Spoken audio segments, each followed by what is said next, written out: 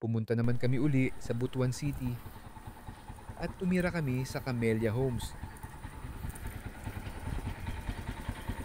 Mayroon kaming baw-baw o tok-tok na sasakyan at ito ang bahay na tinitirahan namin.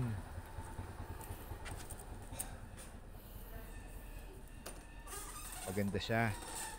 Very organized ang mga gamit. Malinis at mayroon pang mga decors.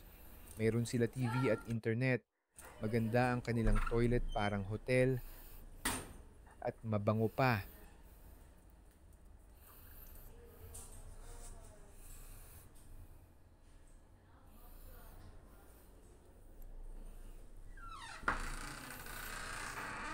Himot. Mayroon silang lamisa sa sala. Ito ang kanilang kusina. May glass table pa. Pwede na rin Ano dito yan? tayo kumain. Porch. Parang porch siya. The porch. Kumpleto sa gamit ang kanilang kusina.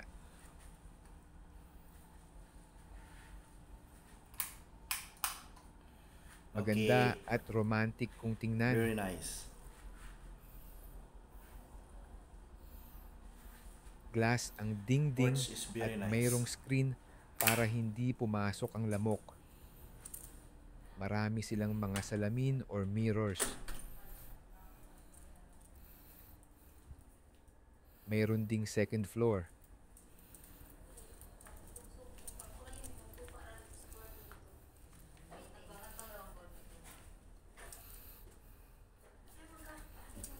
One room and 3 beds.